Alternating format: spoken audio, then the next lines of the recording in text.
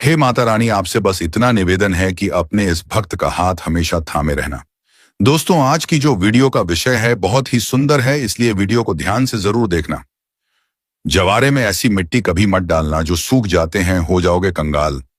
आज मैं आप लोगों को ज्वारे की संपूर्ण जानकारी बताऊंगा। नवरात्रि 9 दिन के बाद क्या ज्वारे को विसर्जित कर देना चाहिए या ज्वारे को कुछ बचा करके अपने पास में रखना चाहिए? ज्वारे में छिपा है आपके भाग्य उदय होने का राज। ईदीदा अटूइशिया। आखिर ज्वारे में क्या डालना चाहिए और ज्वारे क्यों सूख जाता है?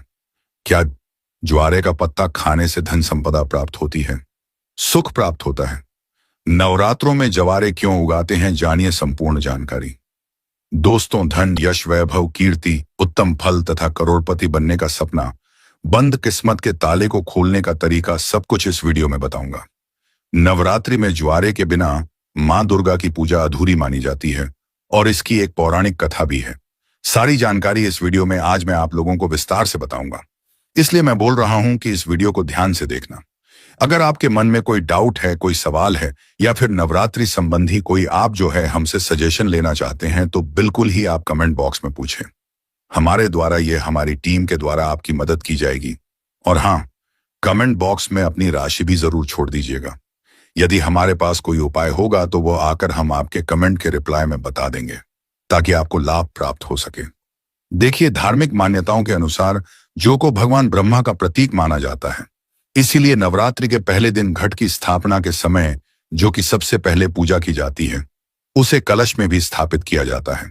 सृष्टि की पहली फसल जौ को ही माना जाता है, इसलिए जब भी देवी देवताओं की पूजा की जाती है या हवन के समय आपने जरूर देखा होगा जो अर्पित किए जाते हैं।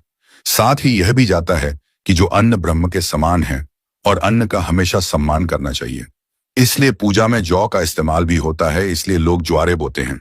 नवरात्रि में बोए जाने वाले ज्वारे से आप अपना भविष्य भी जान सकते हैं।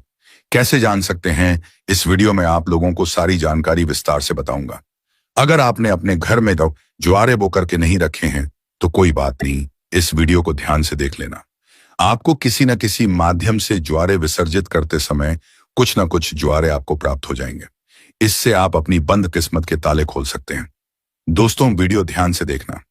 और हाँ, अगर आपको हमारी वीडियो में बताई गई जानकारी अच्छी लगेगी, वीडियो पसंद आएगी तो वीडियो को लाइक कर चैनल को सब्सक्राइब जरूर करना और कमेंट बॉक्स में जय माता दी जरूर लिखना।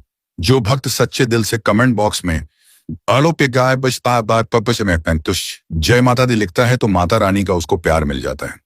दोस्तों, हमारे धर्म शास्त्र कहते हैं कि नवरात्रि में बोए जाने वाले ज्वारे से आप अपने भविष्य को झांक सकते हैं, अर्थात आप अपने भविष्य को देख सकते हैं।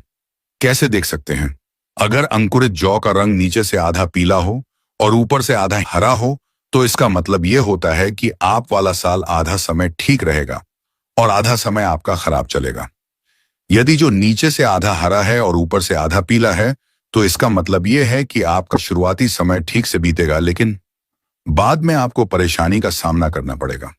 आपको घबराना नहीं है, इससे हम आपको छुटकारा पाने का तरीका भी बताएंगे। इसीलिए अंत तक वीडियो देखें, क्योंकि अधूरा ज्ञान हमेशा लटकती तलवार की तरह ही होता है। दोस्तों, इसी के साथ ही सफेद या हरे रंग में उग रहे हैं तो यह अत्यंत शुभ संकेत है। अगर ऐसा है तो मान लीजिए आपकी पूजा सफल हो गई है और आने वाले समय में खुशियों के दरवाजे आपके खुल जाएंगे। जो अगर सूखी और पीली होकर के झड़ने लगे तो इसे अशुभ संकेत मान सकते हैं। ऐसे में आप जो है मां दुर्गा से अपने कष्टों और परेशानी को दूर करने के लिए प्रार्थना कर सकते हैं या फिर नव दुर्गा का बीज मंत्र जैसे धूम दुर्गा नमः। दोस्तों, इस मंत्र का 108 बार हवन करके आहुति दे सकते हैं, इससे आपको अत्यंत लाभ मिलेगा। और माता रानी से प्रार्थना कर सकते हैं। कहते हैं कि न रात्रि में बोई गई जो जितनी बढ़ती है उतनी ही माता रानी की कृपा बरसती है। इससे व्यक्ति के घर में सुख समृद्धि भी बनी रहने के संकेत मिलते हैं। मान्यता है कि यदि जौ के अंकुर 2 से 3 दिन में आ जाते हैं तो यह बेहद शुभ होता है और अधिक जौन नवरात्रि समाप्त होने तक जौन आओगे तो यह अच्छा नहीं माना जाता है। हालांकि कई बार ऐसा भी होता है कि यदि आपने उचित तरीके से जौन ही बोया है तो भी नहीं उठता है। ऐसे में ध्यान रखें कि जौन को अच्छे से भूनें। वैसे तो अलग अलग घरों में जौ बोने का तरीका भी अलग अलग होता है। कुछ लोग बालों को एक जगह पर इकट्ठा करके उसमें बीज बो देते हैं, जबकि कई लोग अलग से मिट्टी के बर्तन में बालू या मिट्टी डालकर जौ बोते हैं। लेकिन अगर आप चाहते हैं कि यह अच्छे से होगे, तो एक मिट्टी के बर्तन में बालू या मिट्टी डाल लें। फिर उसमें जौक दाने डाल दें। शारदीय नवरात्रि हो या फिर चैत्र नवरात्रि या फिर गुप्त नवरात्रि, जिस घर में यदि जवारे नहीं बोए जाते तो वहां पर परेशानी अपनी जगह बना लेती है। भूत प्रेत का वास हो जाता है, डेरा भूतों का आ जाता है, गरीबी का वास हो जाता है। शास्त्रों के अनुसार माना जाता है कि माता दुर्गा उस घर में वास करती है और वही सेवा स्वीकार करती है और उसी का व्रत पूर्ण करती है जिसके घर में जवारे बोए जाते हैं। यदि जवारे हरे भरे हैं तो घर में खुशियों का आगमन आवश्यक होता है। हरे भरे जवारे के साथ माँ अपनी सखियों के साथ नृत्य करती है, खेलती है। घर में ढेरों खुशियां बरसती हैं, माता का प्यार बरसता है और ऐसे घर से भूत प्रेत दूर भाग जाते हैं। कहते हैं जवारे नकारात्मकता को नष्ट करते हैं और सकारात्मकता का संचार करते हैं। शास्त्रों में स्पष्ट लिखा है कि नवरात्रों में यदि जिस घर में जवारे नहीं होते, जवारे नहीं बोए जाते, तो इतना समझ लो आपके घर में प्रेत आत्माओं ने डेरा बना रखा है। घर से यदि भूत प्रेत को भगाना है तो जवारे नवरात्रों में अवश्य बोए। माता बड़ी प्रसन्न होती है, खुश होती है। माँ जो होते हैं, आप इसे 9वें दिन कन्या पूजन में कन्याओं को स्वरूप उनको वितरित करें। आप चाहें तो देवताओं को जाओ का भोग लगा सकते हैं कन्या की थाली में। इसका एक एक टुकड़ा रखें। माता नवदुर्गा प्रसन्न होती है। नवरात्रि में ज्वारे का भोग देवताओं को अति प्रसन्न करता है। दोस्तों, जो ज्वारे होते हैं यह बहुत ही पवित्र चीज है। इसे आप साधारण मत समझना। वैसे मैया रानी करुणामयी है, वह अपनी संतान और अपने लाल को सदैव माफ कर देती है। ज्वारे को साक्षात नौ दुर्गा का स्वरूप माना जाता है, ब्रह्म का स्वरूप माना जाता है। चलिए, इस वीडियो में मैं आप लोगों को बताने का प्रयास करूंगा कि अब सवाल यह उठता है कि नवरात्रि में ज्वारे का क्या करें, क्या विसर्जन कर दें या इसे घर में रहने दें। तो धार्मिक मान्यता कहती है कि ज्वारे को घर में रखना शुभ माना जाता है, लेकिन इसको रखने के पीछे एक निश्चित निर्धारित समय रहता है। इसी निर्धारित समय में ज्वारे की सेवा करके जल में विसर्जित इसे कर देना चाहिए। दोस्तों, जैसे कि आपने 9 दिन इसकी खूब सेवा की है, बहुत अच्छी बात है। 9 दिनों के बाद इसे जल में विसर्जित कर देना चाहिए, क्योंकि शक्ति को शक्ति के साथ मिलाना जरूरी है।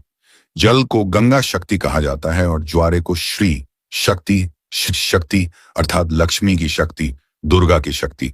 इसीलिए श्री शक्ति को हम जब जल शक्ति, गंगा शक्ति को भेंट करते हैं तो यह गंगा शक्ति में जाकर के मिल जाती है। मैं आपको एक छोटे से उदाहरण से समझाने की कोशिश करूंगा। जिस प्रकार जो हमारा शरीर होता है यह पंच तत्वों में मिल जाता है, उसी प्रकार द्वारा भी पूर्ण प्रकार शक्ति के साथ अपने अष्टभुजा दुर्गा स्वरूप में शक्ति में मिल जाता है।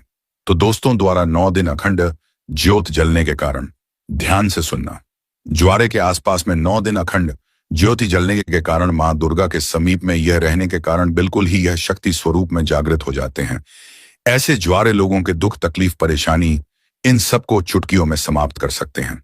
तो आइए इस वीडियो में जानते हैं ज्वारे से किस प्रकार हम अपनी फूटी किस्मत को दूर कर सकते हैं, अपने दुर्भाग्य को सौभाग्य में बदल सकते हैं और सभी प्रकार की आपकी जो दबी हुई इच्छा है आप उसे पूर्ण कर सकते हैं। देखिए, अगर आज की वीडियो आपने मिस कर दी तो सारी जिंदगी आप गरीब रह जाएंगे, क्योंकि ज्वारे से आप अपनी गरीबी को, अपने कष्ट को, अपनी परेशानी को, अपने दुख को, अपनी तकलीफ को, या आपके घर परिवार में किसी को दुख है, तकलीफ है, लंबे समय से बीमार हैं, आप उन्हें स्वस्थ करा सकते हैं। तो आइए इस वीडियो में जानते हैं वास्तव में हमें जो है ज्वारे का क्या करना चाहिए। तो ज्वारे विसर्जित करते समय कुछ ज्वारे साफ पानी से धोकर के हमें अपने साथ में ले आना चाहिए। क्यों इसे लाना चाहिए? क्योंकि इसे श्री शक्ति का प्रतीक कहा जाता है। श्री शक्ति अर्थात इसे लक्ष्मी का स्वरूप माना जाता है। ज्वारे को हमेशा धन स्थान है, व्यापार स्थान है या फिर कारोबार स्थान है, यहां पर जरूर रखना चाहिए। इससे धन में बढ़ोतरी होती है, कारोबार में उन्नति होती है। अगर आपकी दुकान ठीक से नहीं चल पा रही, कारोबार में आपको बढ़ोतरी नहीं हो पा रही है, या फिर आपका धंधा पानी अच्छे से नहीं चल पा रहा है, निरंतर आपको नुकसान हो रहा है, तो बिल्कुल ही ज्वारे की कुछ पत्तियां आप अपने व्यापार स्थान में, धन स्थान में जरूर रखें। आपके धन में बढ़ोतरी होगी, कारोबार में तरक्की होगी और आप जो भी बिजनेस करें उसमें आपको लाभ मिलेगा। ऐसा भी माना जाता है ज्वारे को पीले वस्त्र या लाल वस्त्र में लपेटकर ऊपर से मौली धागा बांध करके अगर इसे पैसों के स्थान पर रखा जाए तो इसे कभी भी पैसों की कमी नहीं होती, क्योंकि यह श्री शक्ति के कारण यह जागृत हो जाते हैं। श्री अर्थात लक्ष्मी, ये पूर्ण रूप से लक्ष्मी की शक्ति कहे गए हैं। इसी के साथ यह भी कहा जाता है, कुछ लोग यह भी कहते हैं, हमारे ही बहुत से लोग हैं संपर्क में जुड़े हुए, तो बहुत से लोगों का यह भी मानना है कि ज्वारे को थोड़ी सी मात्रा में अपने पर्स में जरूर रखना चाहिए, और आप में से अधिकतर लोग ज्वारे को अपने पर्स में जरूर रखते होंगे। अब इसके पीछे का कारण मैं आप सभी दर्शकों को बताना चाहूंगा। जिस प्रकार से धन स्थान में रखने से यह धन की कमी नहीं होने देता, उसी प्रकार पर्स में रखने से आपके पर्स में कभी भी पैसों की कमी नहीं होने देता, क्योंकि पर को भी धन स्थान कहा जाता है, लक्ष्मी स्थान कहा जाता है, और यह बाह्य पर में होने के कारण हमेशा आपके पर्स को नोटों से भरे रखने का काम करता है। दोस्तों, किसी भी श्रेष्ठ मनोकामना के लिए 5 ज्वारे के साफ एवं स्वच्छ पत्तियों को देवी पुराण है या दुर्गा सब, छठी दिव्य जो किताब है, माता रानी की दिव्य किताब है, जैसे कि देवी पुराण है या दुर्गा सप्तशती है, यह सब दिव्य किताब कही गई है। तो मनोकामना बोलते हुए आपको इसमें आपको दबाना होता है, तो मां भगवती की कृपा से कुछ दिनों के बाद वह मनोकामना पूर्ण हो जाती है। लेकिन जब भी आप यह उपाय करेंगे, आपको गुप्त रखना है, इसके बारे में किसी को बताना नहीं है। देखिए, जो ज्वारे है बहुत ही पवित्र चीज है, कभी भी इसके बारे में आप लोगों को किसी को नहीं बताना चाहिए। और एक बात, बहुत से लोग आप में से ऐसे दर्शक हैं जो बोलते हैं ना गुरुजी हमें ताबीज बनाना सीखना है, तो क्या करें?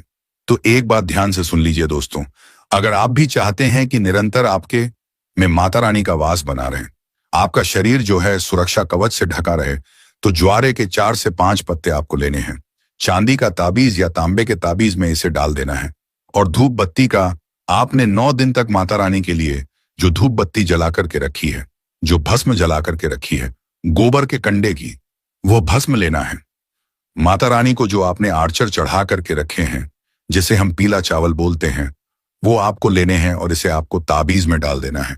ये तीनों सामग्री को आपको ताबीज में डाल देना है। माता रानी का ध्यान करना है, अगरबत्ती या फिर धूप का धुआं दिखाना है, आपने जो ताबीज बना करके रखा है उसमें, और आप जो है इसे नवरात्रि के बाद किसी भी दिन धारण कर सकते हैं। तो ये आपको हमेशा सुरक्षा कवच की तरह ही आपको फायदा पहुंचाएगा। किसी भी प्रकार की आपकी यह दुर्घटना नहीं होने देगा। आप जहां भी जाएंगे, जिस भी क्षेत्र में जाएंगे, उस क्षेत्र में यह मित्र की भांति आपकी मदद करेगा, आपको तरक्की दिलाएगा, आपको सफलता दिलाएगा। आप में से अगर किसी के घर में कोई लंबे समय से बीमार पड़ा है, जो कि ठीक नहीं हो पा रहा है, डॉक्टरी दवा सही चल रही है, कभी कभी नकारात्मक शक्तियों के कारण जो है स्वस्थ नहीं हो पाते हैं, शरीर में निरंतर बीमारी आने लगती है, तो द्वारा का एक जबरदस्त गुप्त चमत्कारिक प्रयोग बता रहा हूं। यह प्रयोग अपने तक सीमित मत रखना, इसे और लोगों को जरूर बताना, इससे समाज में कल्याण होगा। तो कोई ऐसा व्यक्ति है जो लंबे समय से बीमार पड़ा है और ठीक नहीं हो पा रहा है, ऐसे व्यक्ति को ज्वारे की कुछ बूंद, ध्यान से सुनना, ज्वारे को अच्छी तरह कैसे पीस करके कुछ बूंद आपको निकालना है, और इस रस को नाक के माध्यम से, अगर बोलने में समर्थवान नहीं है, खाट पर पड़े हैं दोस्तों, सांस बस चल रही है, तो अगर नाक में कुछ बूंद डाला जाए तो ऐसे व्यक्ति कुछ दिनों के बाद स्वस्थ हो जाते हैं। और जिनका स्वास्थ्य अच्छा चल रहा है, अच्छे हैं, स्वस्थ हैं, लेकिन बीमारी थी, नहीं हो पा रही है, अर्थात स्वस्थ का मतलब ऐसा है कि बोलने फिरने में जो समर्थवान है, लेकिन ठीक नहीं हो पा रहे हैं बीमारी से, तो ऐसे व्यक्ति को जो है आप ये 1 या 2 चम्मच की मात्रा में ज्वारे के निकले हुए रस को आपको 2 टाइम सुबह और शाम में मां भगवती का ध्यान करते हुए, मां काली का ध्यान करते हुए, मां आदिशक्ति जगदम्बा का ध्यान करते हुए आपको पिला देना है। बिल्कुल ही ज्वारे में पूर्ण रूप से ब्रह्म एवं मां आदिशक्ति की शक्तियां समाहित होती हैं। इसे पिलाने के बाद आप देखना, इसे लगातार 5 से 7 दिनों तक पिला देना दोस्तों। खाट पर पड़ा इंसान भी स्वस्थ हो जाएगा और चलने फिरने के लायक बन जाएगा। इसलिए मैं आप लोगों को बोलता हूं कि हम जितनी भी सामग्री अपने घर में नवरात्रि के समय रखते हैं माता रानी को प्रसन्न करने के लिए, चाहे आप ज्वारे ले लीजिए, चाहे जो कि बात ही ले लीजिए, चाहे भस्म ले लीजिए, चाहे आप जान ले ली थी, यह सब किसी न किसी काम जरूर आते हैं दोस्तों। हम सबसे नदी में विसर्जित कर देते हैं, यही हमारी सबसे बड़ी मूर्खता है। नदी में विसर्जित करना चाहिए, ऐसी कोई बात नहीं है। आप नदी में इसे बेशक विसर्जित करें, लेकिन इसकी कुछ मात्रा हमें अपने पास में बचा करके रख लेना चाहिए, क्योंकि यह माता रानी का प्रसार होता है। और निकट भविष्य में जब हमें कोई परेशानी आती है, किसी को भूत बाधा लग गई है, तो ज्वारे की कुछ इसका रस निकाल करके नाक में 1 से 2 बूंद धक्का देने से भूत तत्काल छोड़ देता है दोस्तों, नकारात्मक शक्ति भाग जाती है। तो इन सारी चीजों को हमें कुछ ना कुछ मात्रा में बचा के जरूर रखना चाहिए। आगे चल करके यही हमारे लिए माता का वरदान साबित होता है। यह देवी का ही आशीर्वाद होता है, इसीलिए कभी भी इसे पूर्ण रूप से विसर्जित नहीं करना चाहिए। इसका कुछ अंश हमें, जैसे कि साल में नवरात्रि आते हैं, शारदीय नवरात्रि एक साल में ही आते हैं, चैत्र नवरात्रि, शारदीय नवरात्रि, 2 गुप्त नवरात्रि होते हैं, 4 नवरात्रि होते हैं। तो नवरात्रि आने तक इसे हमें अपने लिए बचा कर रखना चाहिए।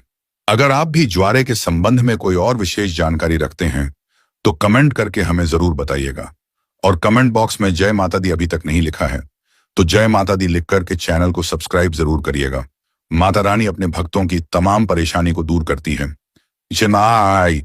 अर्थ है कि